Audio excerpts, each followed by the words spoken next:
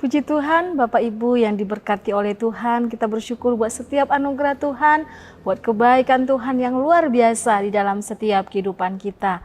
Puji Tuhan, saat hari ini kita akan kembali merenungkan satu bagian dalam kebenaran firman Tuhan yang saya beri tema firman-Nya pasti terjadi. Firman-Nya pasti terjadi. Kita buka di dalam 2 Raja-Raja pasal yang ke-9 di ayat yang ke-6 sampai dengan ayat yang ke-10. 2 Raja-Raja pasal 9 ayat 6 sampai dengan ayat yang ke-10. Saya akan bacakan untuk kita semua firman Tuhan. Lalu bangkitlah Yehu dan masuk ke dalam rumah. Nabi muda itu menuangkan minyak ke atas kepala Yehu serta berkata kepadanya, "Beginilah firman Tuhan Allah Israel, telah kuurapi engkau menjadi raja atas umat Tuhan, yaitu orang Israel. Maka engkau akan membunuh keluarga tuanmu Ahab, dan dengan demikian aku membalaskan kepada Isabel darah hamba-hambaku, nabi-nabi itu, bahkan darah semua hamba Tuhan, dan segenap keluarga Ahab akan binasa. Dan aku akan melenyapkan daripada Ahab setiap orang laki-laki, baik yang tinggi maupun yang rendah kedudukannya di Israel. Dan aku akan memperlakukan keluarga Ahab sama seperti keluarga Yerobeam bin Nebat dan sama seperti keluarga Baesal bin Ahia. Isabel akan dimakan anjing di kebun di luar Yesreel dengan tidak ada orang yang menguburkannya." Kemudian nabi itu membuka pintu lalu lari. Puji Tuhan, Bapak Ibu yang diberkati oleh Tuhan, apa yang Dia firmankan, apa yang Tuhan katakan pasti akan terjadi. Baik itu tentang berkat-Nya maupun tentang penghukumannya kepada orang yang berdosa. Bapak Ibu yang diberkati oleh Tuhan, di pasal ini Dia menceritakan tentang bagaimana Allah memilih Yehu menjadi raja atas Israel. Karena ketika itu, pada zaman ini, pada pasal ini, suku Israel atau kerajaan Israel sudah terpecah menjadi 2 kerajaan, 10 suku Israel dan 2 kerajaan Yehuda. Dan Yehu misalnya dikatakan dipilih untuk menjadi raja atas Israel atau ke-10 suku Israel. Tuhan punya tujuan mengapa Yehu yang diurapi menjadi raja. Karena apa? Bapak Ibu yang diberkati oleh Tuhan, tujuan Tuhan mengurapi Yehu menjadi raja yaitu untuk menggenapi atau kegenapan firman Tuhan tentang hukuman atas keluarga Ahab. Jelas di sana dikatakan bahwa Allah memilih Yehu, dan Yehulah yang akan menjadi alat tangan Tuhan. Yehulah yang akan menjadi alat Tuhan untuk melakukan penghukumannya, untuk menggenapi firman-Nya atas keluarga Ahab, atas keluarga Raja Ahab. Karena apa? Kita bisa melihat bagaimana Ahab, bagaimana istrinya Isabel melakukan kejahatan, bagaimana Ahab membunuh hamba-hamba Tuhan, membunuh anak-anak Tuhan, membunuh orang-orang yang berdosa, orang yang tidak berdosa. Itu yang dilakukannya. Dan firman Tuhan menjelaskan Allah memilih Yehu. Bapak Ibu yang dikasihi oleh Tuhan, yang diberkati oleh Tuhan, mengapa Yehu dipilih Tuhan? Yang pertama, karena Yehu sungguh-sungguh melakukan perintah yang diberikan kepadanya. Karena Yehu adalah pribadi yang melakukan apa yang tuannya katakan, apa yang tuannya sampaikan. Sehingga ketika dia diurapi menjadi raja atas bangsa Israel, kita bisa melihat bagaimana Yehu melakukan tepat seperti apa yang firman Tuhan sampaikan kepada dia, yaitu memusnahkan, membunuh semua keluarga Ahab. Yang kedua, Yehu tidak setuju dengan perbuatan jahat Ahab dalam membunuh Nebot dan mengambil kebun anggurnya dengan sumpah dusta.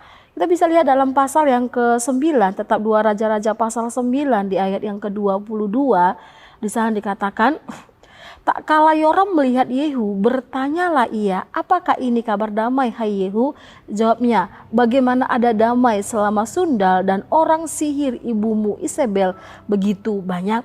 Di ayat yang ke-25 sampai dengan 26, Kemudian berkatalah Yehu kepada Bidkar perwiranya, angkat dan lemparkanlah mayatnya ke kebun Nebot orang Yisrael itu.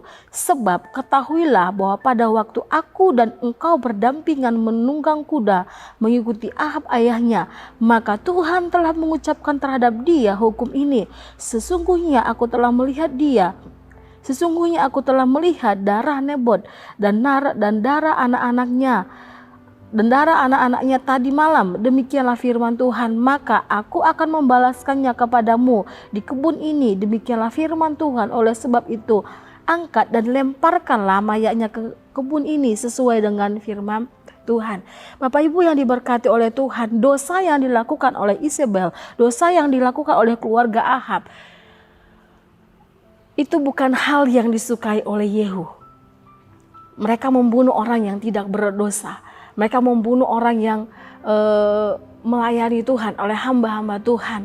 Dan itu disimpan oleh Yehu. Dia tidak berani melakukannya, dia hanya menunggu kesempatan. Dan kesempatan itu Tuhan beri ketika Yehu dipilih Allah menjadi raja. Dan Yehu menjadi alat tangan Tuhan untuk menggenapi setiap kebenaran firman Tuhan tentang penghukumannya. Dan dia melakukannya tepat seperti yang firman Tuhan sampaikan. Bapak Ibu yang diberkati oleh Tuhan, dalam setiap kehidupan kita pun seperti itu. Apa yang Tuhan firmankan kepada setiap kita, baik itu tentang berkat Tuhan, baik itu tentang janji-janji Tuhan, janji penyertaan, janji pemeliharaan, itu pasti digenapi oleh Tuhan. Baik itu tentang penghukumannya kepada orang-orang berdosa, baik itu tentang penghukumannya, keadilannya, pasti akan dinyatakan bagi setiap anak-anak Tuhan, bahkan bagi setiap mereka yang melakukan kejahatan.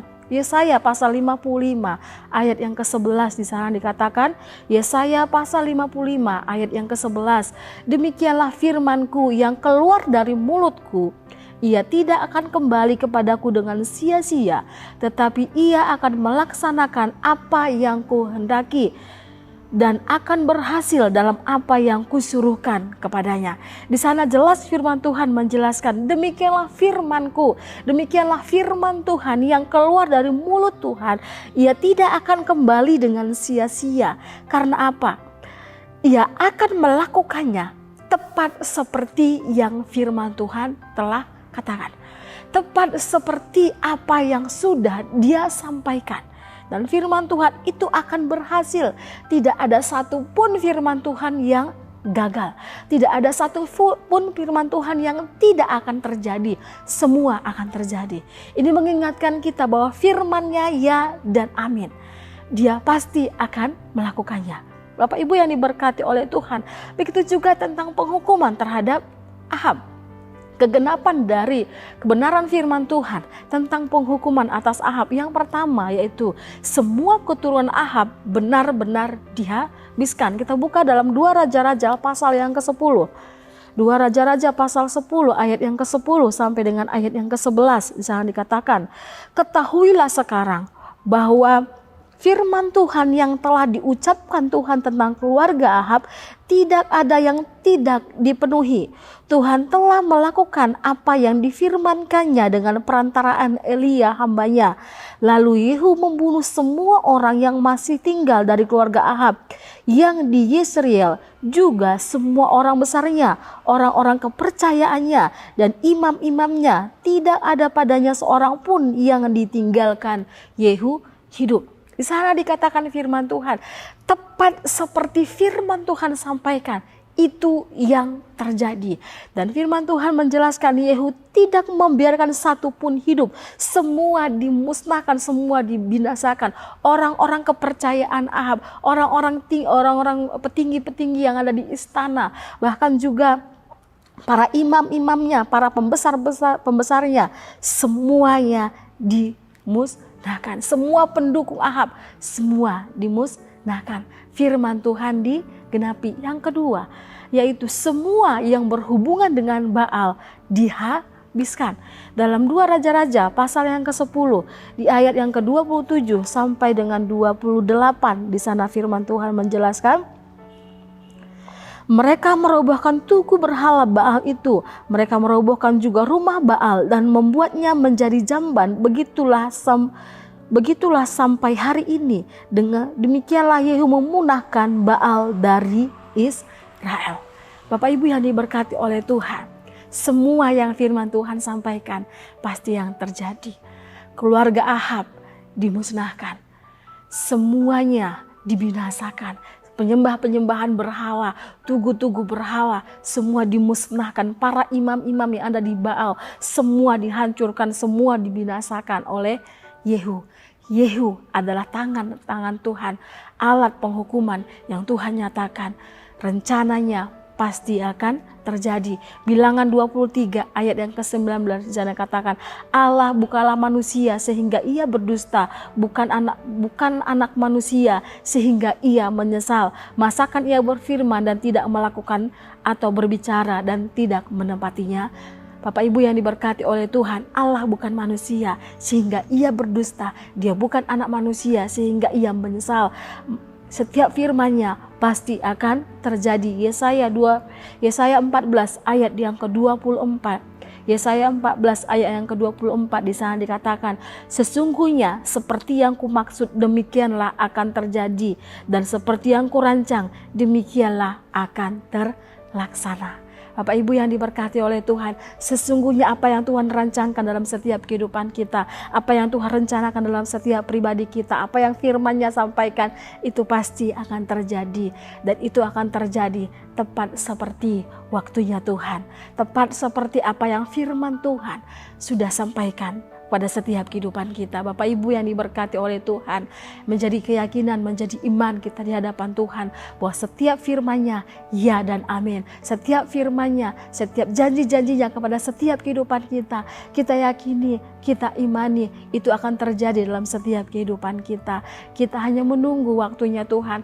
Kapankah itu? Waktu Tuhan adalah waktu yang terbaik, akan menyatakannya dalam setiap kehidupan kita. Sehingga itu Bapak Ibu yang diberkati oleh Tuhan, jangan pernah berhenti untuk berharap kepada Tuhan, jangan pernah berhenti untuk membaca kebenaran firman Tuhan, jangan pernah berhenti untuk berseru, untuk meminta kepada Tuhan, jangan pernah berhenti untuk percaya kepada Tuhan, tetapi tetap lakukan itu. Dan kita yakin dan percaya Dia Tuhan yang ajaib, yang akan menyatakan tepat seperti firman-Nya bagi setiap kehidupan kita. Puji Tuhan, kita akan berdoa. Segala pujian kemuliaan hanya bagi nama-Mu Tuhan. Kami bersyukur buat setiap anugerah-Mu, buat kebenaran firman Tuhan yang kembali mengingatkan kepada setiap kehidupan kami bahwa firman-Mu ya dan amin. Apa yang Engkau sampaikan, apa yang Engkau janjikan itu akan terlaksana dalam setiap kehidupan kami.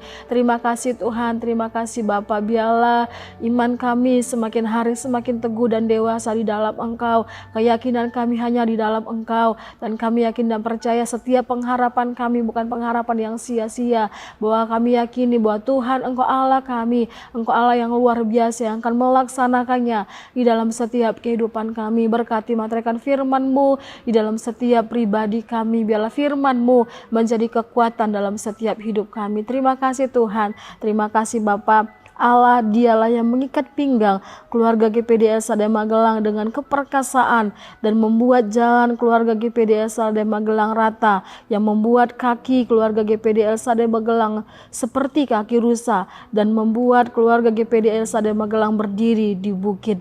Terima kasih Tuhan, terima kasih, berkati setiap kehidupan kami, berkati setiap hati kami. Di dalam nama Tuhan Yesus Kristus kami berdoa, haleluya, amin.